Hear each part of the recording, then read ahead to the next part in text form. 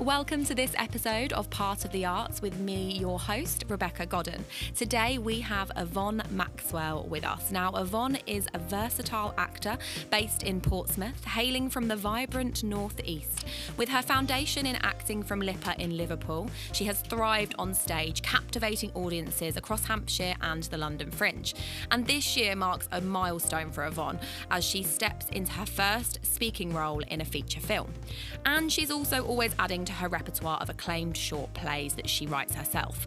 Excitement is also in the air as she prepares to embody the whimsical JoJo Jangles in Groundlings festival pantomime Rapunzel.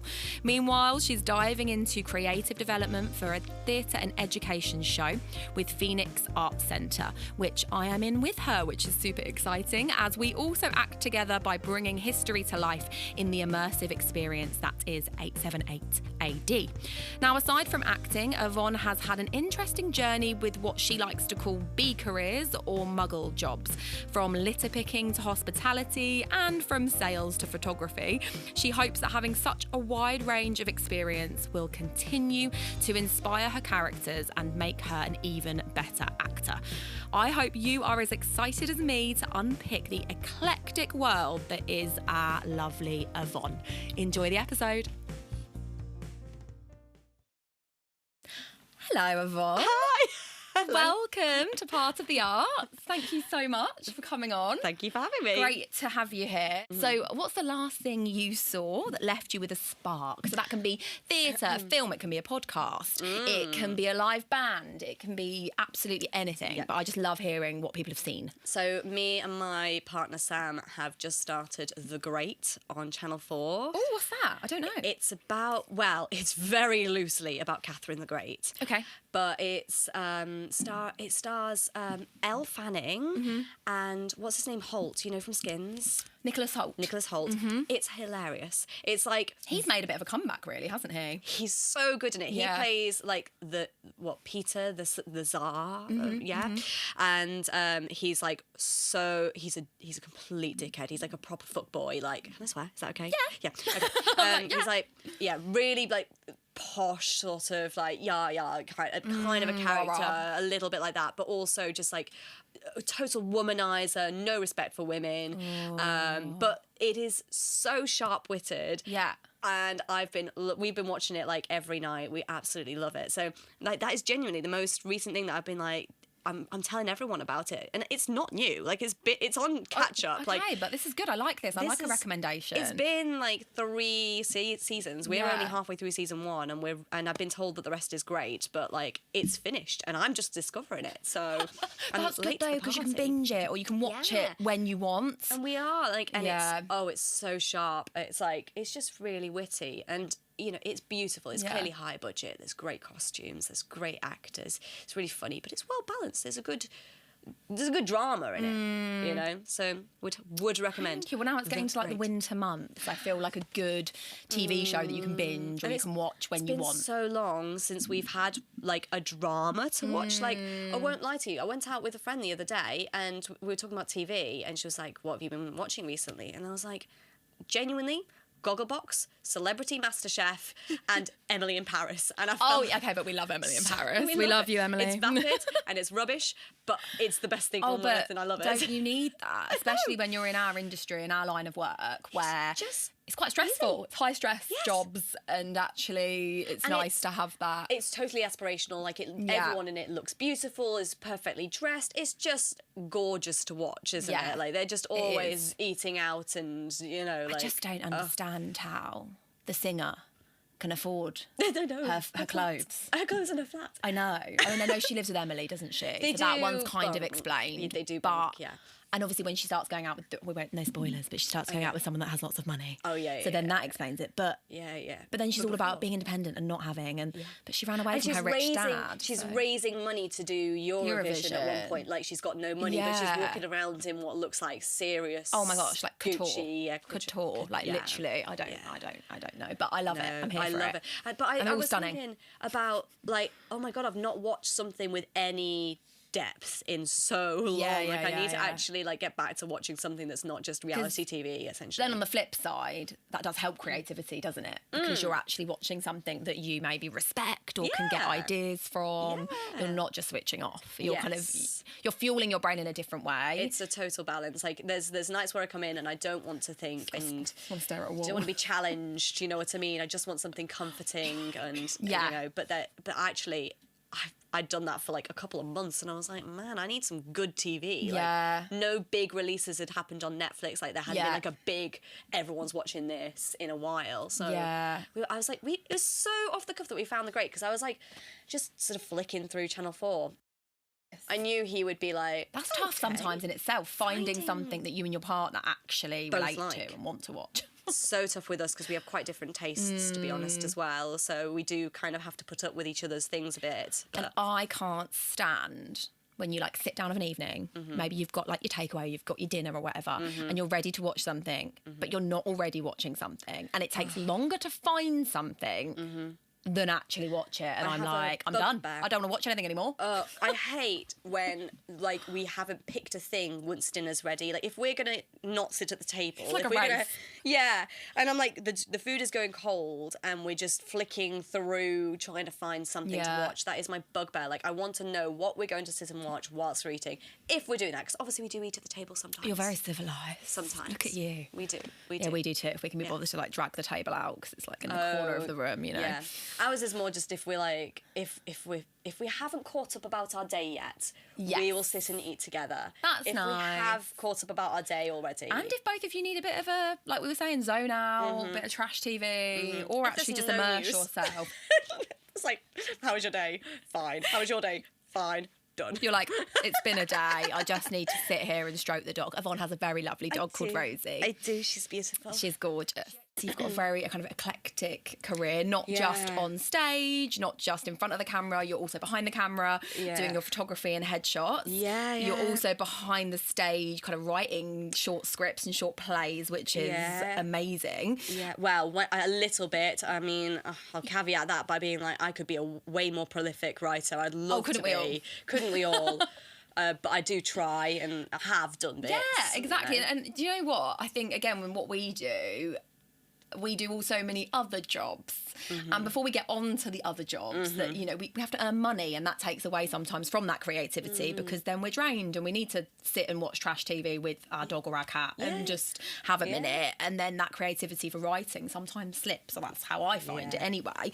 And that kind of, you know, having your eclectic career outside of the odd jobs and the extras you do, I wanted to know, how do your nearest and dearest describe what you do? So are you a Chandler Bing of the family in Friends, where no one really knows what he does?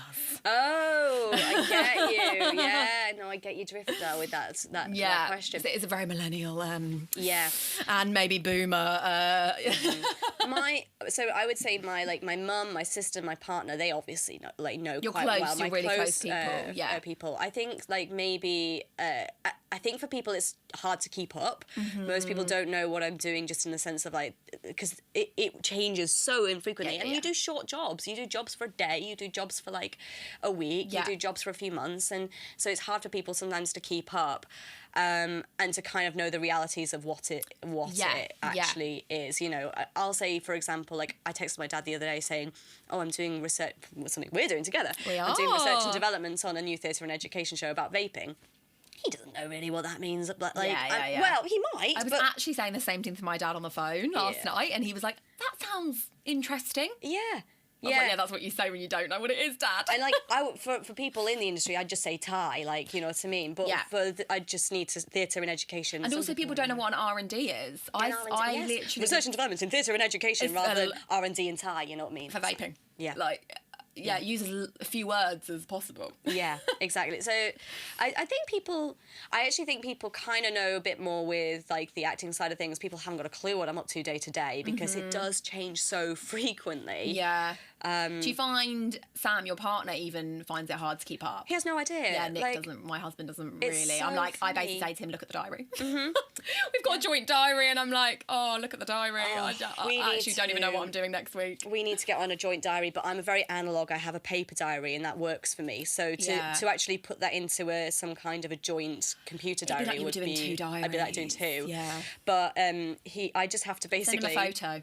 On a Friday, we have to book dog care for the next week. So I kind of go down my week, and he's taken the mick out of it so many times where he's been like, okay, so every other Tuesday I'm at Westbury Manor, and then on a Thursday from 2 till 4 I'm with the council, and then from 4:30 till the thing I'm at the school, and then the next day I'm actually on call, so I'm not sure if I'm going to be working or not, you know. And he's like, oh my goodness, do you need me to pick up the dog or not? Yeah. He doesn't, bless him. But he's trying to keep up. And sometimes it is quite stable. It's quite stable at the moment. But then other times it's like, no, it's different every single day of the week. Which is a challenge in the industry, isn't it?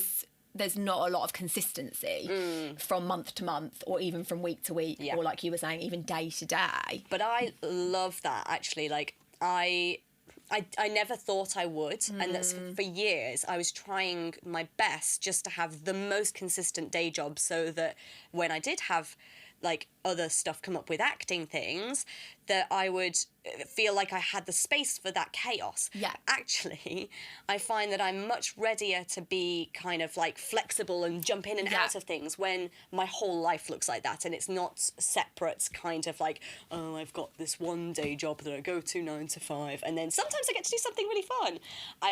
You thrive in that, being pulled in different directions and knowing that everything's spontaneous. Yes. Yeah. Weirdly, I didn't think that would be me, but actually my mental health has been a lot better since doing more different things, and I thought that would be draining, but it's actually really energizing. I think I agree with what you're saying. I think I found I was completely freelance and self-employed for 8 years. Oh, wow. I didn't have any consistency for 8 years, and I was very much what you described. That's what I was completely doing.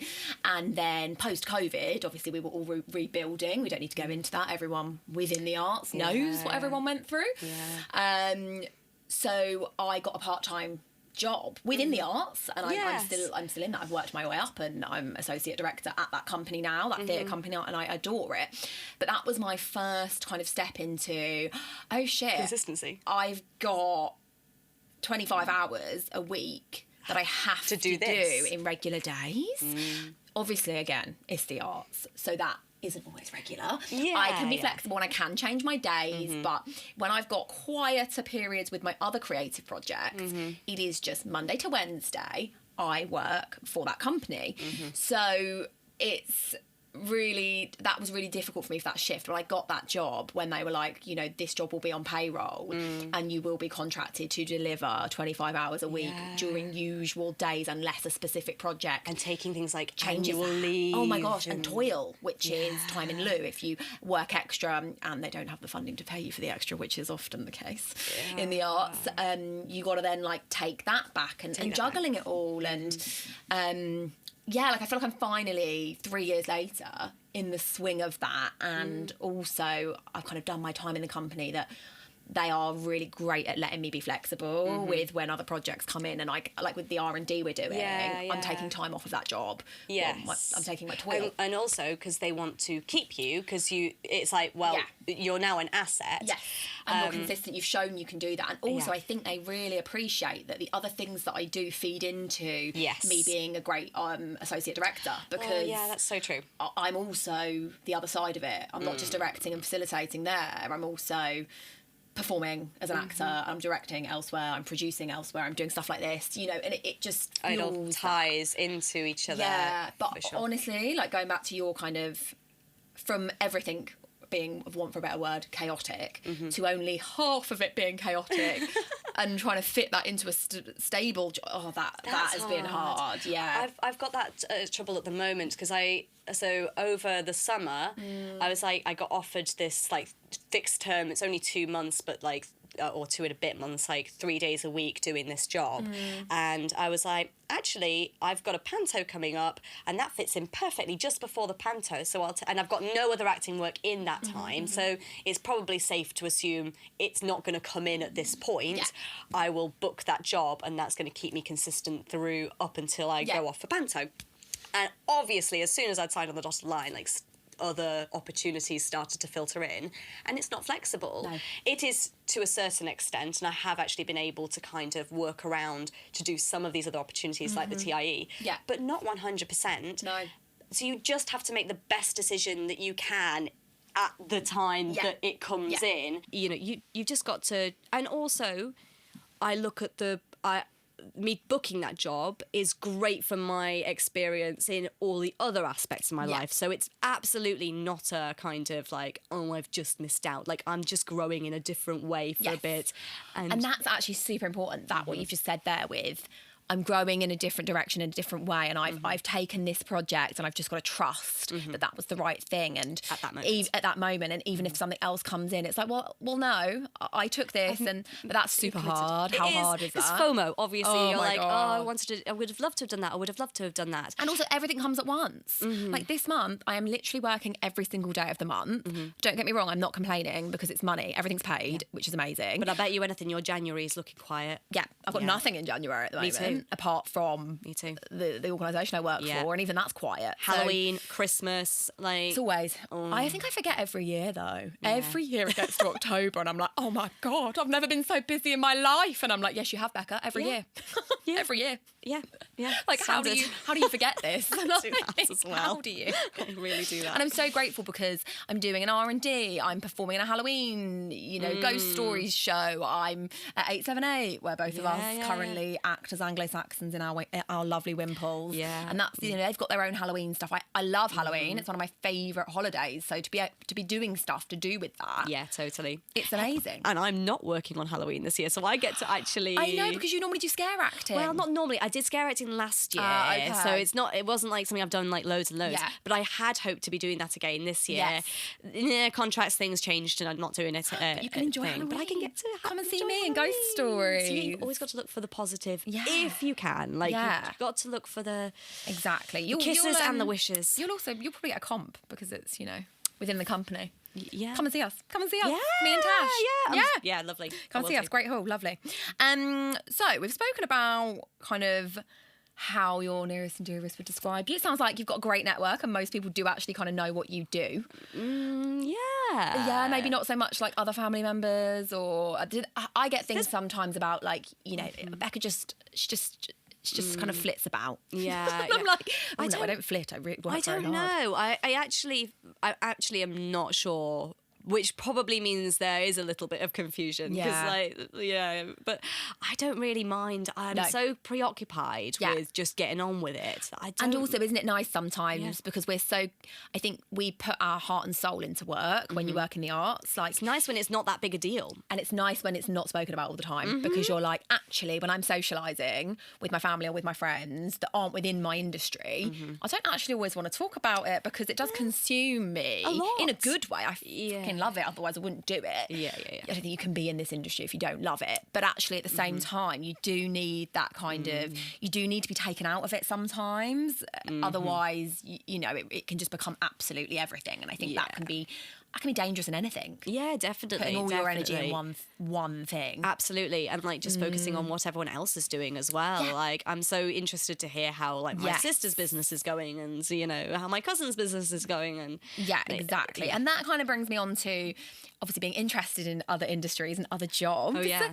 So what's the oddest job you've ever done or ever had? This can be inside the industry. This can be, I don't know, I was Humpty Dumpty in a pantomime. I actually wasn't. I don't know why that came to my head. Or something like that. Or it can be also what you called in your bio, which I loved, a muggle job. Muggle jobs, yeah. Or my B job. You always called it B. B career. B career. I love that as well at the B side. Yeah. Well, I like to give it the honour of being a career now because I used to see it as just like a job to get by, but now no, I'm actually building other skills and building something. Yeah. So, like, definitely, I think, right, so the weirdest things that I've done within acting jobs are, like, moments in them, like not a whole job, but moments in them, like, you're like, what the heck? Like, You have a bit of a what you're like, what am I what? doing? Like, I played the caterpillar in... See, Humpty Dumpty caterpillar. I played the caterpillar in a Alice in Wonderland, and, like, my caterpillar... You're not that long, though. You're not that long. No, it's not my perfect casting, I won't lie. I'm like, there's me, 5'10" over here, and what are you, 5' nothing? Yeah, literally. So I had so it was really funny because they the costume just had like gloves on strings going all down here, and it was like woo. And there's definitely moments in like scare acting where you say the weirdest stuff, and you're like, I can't. What did I just say? happened? Am I okay? What? Yeah. So that was meant to be like a creepy caterpillar. Oh no, that was. Oh. Well, it's just like, you know, the like A-E-I-O-U, like the classic caterpillar from Alice in Wonderland. And it was meant to be a little bit like that was trippy. Yeah. Well, it is, Alice in Wonderland is trippy. Yeah, totally. Yeah. He's like, who are you? And all of that business. You're freaking me out, Yvonne. Actually, I don't know if you're freaking me out or like turning me on. There's a bit of like... No, that's the weird thing. So when I did scare acting, a lot of the things that you end up saying are like strangely sexual. So that's why it made you feel weird. Like, I remember saying to somebody, I was like, oh, I felt a bit sleazy. My caterpillar's gone a bit sleazy. Such a little pervert. I would say to people like, oh, I'll chew on your earlobes and stuff. And then it was like, that sounds a bit nice. Whatever you're into, babe. Whatever you're into. So, like, there's been weird moments there. But then, like, in respect of, like, other jobs, like, I did, I was a KP, a kitchen porter, like, years ago. Like, and it was weird because I'd worked quite a lot as a waitress. And in this particular place, they saw the waitress role as much greater than the kitchen porter, like, whatever. Because you were out in the customer public facing, eye. whatever. And they sort of kept on saying to me, like, you know, you might get bumped up to waitress. And I was like, oh, goody. Like I've definitely been a waitress before. So excited. Like, Thanks, guys. That's my dream, mate. But I was just got a face for kitchen. Yeah. But this was a time when pulled pork was like big everywhere. Yeah, and jackfruit for those like yourself who are vegan. Yeah. Barbecue pulled pork. And I like at the time I wasn't eating any meat. I still am not, but like, and my job for hours every day was pulling pork. Oh no. Just pulling I think even pork. if you ate meat, you'd never want to eat that again. I actually like. Have you even ever wanted the jackfruit version?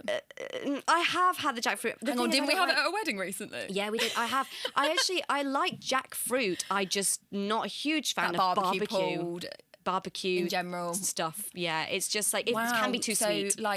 So if we were to name your job, if it was a role, you would literally be pork like. puller.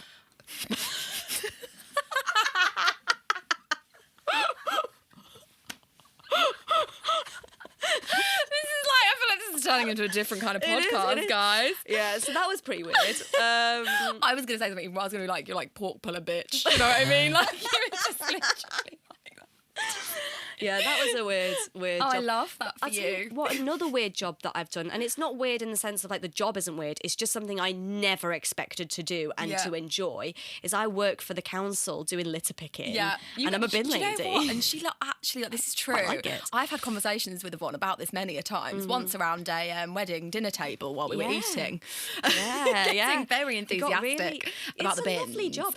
But I actually adore that you admit you love that as well. Like, I think a lot of the time in our industry, again, people are very proud, but sometimes in the wrong ways, because I'm like, we're all human, and at the end of the day, we do what we've got to do to make our dreams work and to do what we enjoy. And I have absolutely no shame in, I've been a cleaner, I've done everything as well. And I'm from a working class family background. I know you are as well. There's just no, I don't think we have that. There's just nothing wrong with it. And no. I think the strangeness of it is just because like, I was quite a sort of like, it's a job that's very physical, and it's not a job that needs much thinking about, at least the bit that I do anyway, because it's mostly just the bins. Like, obviously there's other people doing more of like the gardening and things like that takes a bit more kind of, but it's basically, it's like, it's a physical job. And growing up, I was much more of like an academic kind of a kid, so I assumed I would kind of go into like thinky, clevery jobs rather than like hands-on physical stuff and like getting dirty kind of like stuff. And so it's just strange in that it's like completely not what I expected for my life. But I got into that because I'd done call centre work for years, and I was. And did it just slowly destroy your soul? I needed to get out. I did it during COVID when it gave me an opportunity to be outside. Yeah. And I did it for a couple of years, and then I went away from it for a couple of years, and now I'm back doing it a bit. And is it nice as well? I sometimes have these like epiphany moments where I'm like, what I do is really hard. And sometimes I just like a manual labour job where I don't have to necessarily think too much. I know you do have to think, and again, it's physical labour, so it's physically tiring and mentally exhausting because it's physical. Like, I'm not diminishing it. It's a nice challenge. It's a nice feeling. And that's what I was about to say. Is that why it is appealing as well? Because it's so different to what you do when you're learning a script, or you're playing a part, or you're scare acting. And I love being around completely different people. It's not people who I normally sort of like hang out with, and so it's just interesting meeting all of those people. It's just a nice challenge to be doing something that's totally, I mean, even you do get a bit of satisfaction when you get good at picking up heavy things, you know, and stuff like that, and it's genuinely gives you just a total respite from the brainy stuff. And that's what I sometimes crave. And I think I've always had this thing in me of being like, I'm so grateful that everything that I currently do for work is within my industry and what I want to do. And that has been my dream to get there. But I sometimes have that hankering for like what I call it the golden days of when I was like in my 20s, and I know you're still there. And when I was doing more of that and just doing, you know, the odd jobs and the physical labour and the cleaning and the just things like that, where I was just a bit like, it was completely different to anything else I did, and it just, I don't know, it sometimes refreshed me. Yeah, definitely. There's something in it, I would say. Yeah. And it's like, it's like anything, a change is as good as a rest sometimes. Yeah. It's just keeping it varied, I find, keeps me more on my toes, more inspired. And that's how we'll end the pod today. Yvonne, bin lady. No, I'm joking, we're not. We're not ending it on that. She's Catch me in Yellow down South Sea Common. That's her next gig coming to you soon. Actually, no, what is your next professional gig? What have you got coming up? So tell us. So up until the end of the year, I am booked and blessed. I love that saying. It's nice. Booked and blessed. I'm going to use that. Okay, let's not use the hashtag. So I've got the Theatre and Education Research and Development for a few days, and I'm getting into rehearsals for Panto in November. I love a Panto. Those that know me know that I absolutely adore a Panto, and this is the first year in many that I'm not in one. You're not doing one? No, I'm not doing one this year. I know, a change is as good as the rest. See, there we go. I didn't actually audition for any this year. It just didn't fit within the rest of my workload or life. But I'm quite sad about it because there's something magical about it. No, but you're not. Oh yes, I am. Oh, you are funny. Okay. But do you know what? I'm going to go see Pantos this year, because normally I don't get to see them because I'm in them or in one, and it's tiring. So I'll come and see you. I'm in training at the moment to do Panto. Like, I've started to take my fitness and your vitamins, because everyone gets a cold. Oh my god, yeah. Thankfully I'm not touring this year, so like last year I toured at Panto to schools. I'm like in one place, and I won't lie to you, I was like, I had such a good time touring my Panto last year, especially because the show was very silly, but also the girls I worked with, shout out Susanna and Moya, because they were brilliant and they were so nice to work with.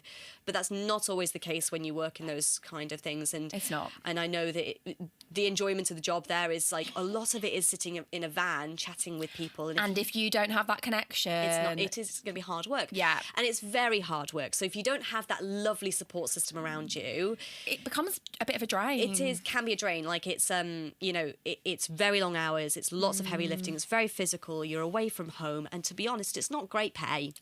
I've done it. Yeah, we've all done it. So it's like I really gunned this year. I was like, I want to be in house. I want to be in house, and I wanted to be in the one in my hometown. I love that. Yeah, I love that it's in your hometown, so you can still have like Christmas time. I can have Christmas. You're not just like away. Yeah.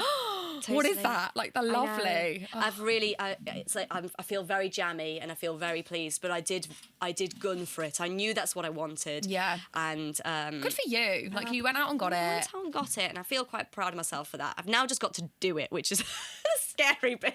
And what part are you playing? I'm the comic, like the Buttons. Yeah. But she's called JoJo Jangles. I love that. She's a wandering minstrel. She's like a court jester. Oh. She's wandering minstrel and companion to Prince Flynn, Prince of the Travellers. Of course, obviously. She's madly in love with Prince Flynn, but obviously he loves Rapunzel. Obviously. Yeah, so she babes, has a bit you're of going a to be that. sad time. Oh, yeah. She's going to have a lot of anguish looks from you and a lot of like whimsical. Well, I think I'm singing "Hopelessly Devoted," like. Love that as a comic song. Yeah, as a comedy thing, not as a sincere thing. We'll put details of how to book tickets for this in all of the information, because I feel like this is going to be good. And I'm staying around this area for Christmas, so I'm going to come see you. I'm going to come catch it. I'm going to come. There it goes, on the pod, it's recorded. Yeah. You have to hold me to it now. I will. I think I'm just saying that to everyone. I'm like, I'm going to come to this and this. And I'm like, oh my God, Becca, when do you actually have time? December is going to be. yeah, but it'll be fun. It'll be fun. It will be. And talking about like the things you do within and outside of the industry, I said kind of at the beginning that you also are a photographer.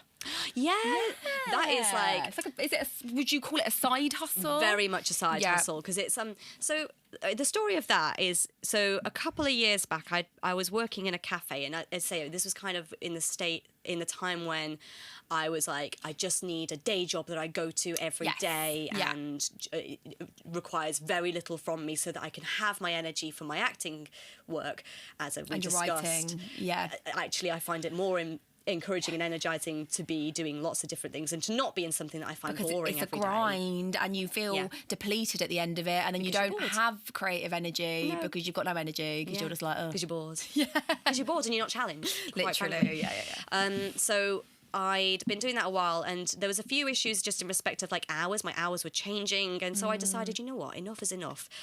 At the time I was 28, I think, and I went, I'm 28 and I'm working for minimum wage, and there's no room for growth in this.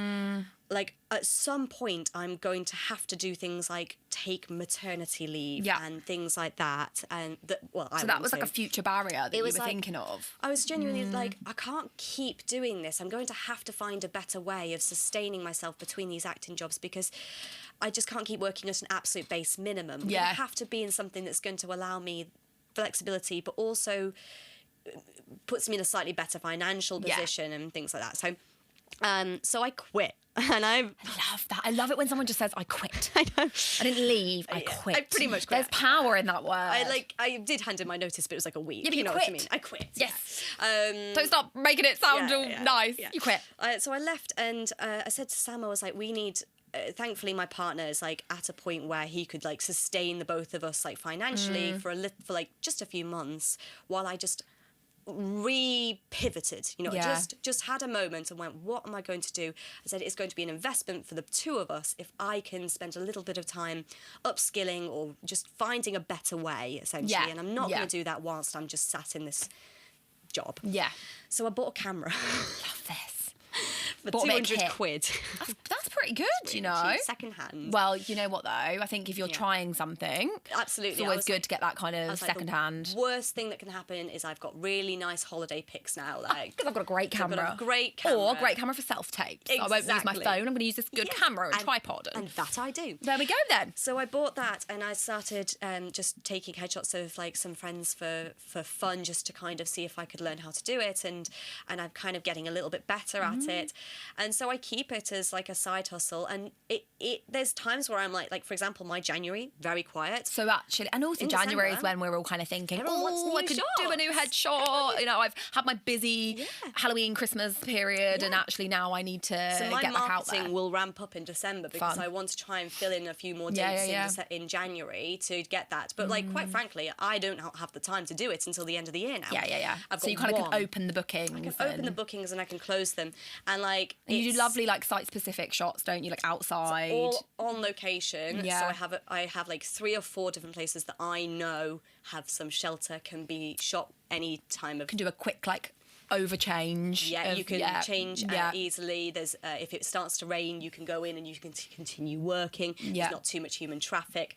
I've got these places, so I can just meet up with people and just do that there. I've got my little website and I can share online with everyone. And do you enjoy it? I love it. Yeah. I would love to do more of it. It's like anything, I find it really hard to actually like to have two businesses. Yeah. You know what I mean? Where that is completely self-motivated. Yeah, it's self-motivated, and you've got to go out and get the work. And you've got to go out and get the work. So, but I would love to do it more, and I really enjoy it. And it's I like what I bring to it as well, because I'm interested in colour theory. I want to make sure you look your best, you know. And I also like giving really practical guidance on how people pose for these things, you know. Well, again, you've got that insight from being an actor yourself and having sat for your own headshots. So I think that has so much value, because making people feel at ease. Yeah, totally. Even if you perform in front of the camera, sitting and posing is a completely different thing. And having the right, right mannerisms and making sure you've got a fun shot, a professional shot where you don't look like it's a LinkedIn photo. You've got all of those dynamic poses that don't look like your classic kids catalogue where you're like... Yeah. And my thing is, I always say to people, like, you don't... what might feel really weird in real life actually looks great on camera. There's some really strange things that you can do with your, like, I'll be like shoulder to 3 o'clock, and there's some weird ways that you don't can give away all your sit, secrets, Yvonne. All book her for more. things. I'm going to stop you giving away all your secrets. Really good on the pictures. So and things like getting people to just have a fake laugh. I'm like, fake it. And then we'll probably laugh about it, and I'll be like... And that always happens, you're just like, laugh, and then I went like, come on, and then you're just like, suddenly... But then you'll get it, And you'll get it. It's so nice, and it's a really lovely way of connecting with people and meeting other creatives as well. I love that. Well, here you go. You heard it here first. Yeah. She's open for bookings in January. Again, we'll put all the info in. So, Yvonne, it's been so lovely to have you on, and the eclectic career that you have from... Pork Pulley. I know. I was like, I maybe wasn't going to bring it up again, but she did. From pork puller to psychedelic caterpillar to pro photographer to court jester and wimple wearing. Stuff as well, like. I'm Meisner trained. She's Meisner trained, and she's a very serious actor. Look at her show reel, and you can actually see. And she's got award-winning plays. We're not just jesting around here. Didn't they win an award? They've had really good critical acclaim. Sorry, that's a difference, isn't it? Critical acclaim. So we've got critically acclaimed psychedelic caterpillar, pork puller, photographer, actor, bin lady. Extravaganza. Thank you. That is Yvonne Maxwell. I hope you've had fun today. I have. Thank you so much for having me. It's been lovely.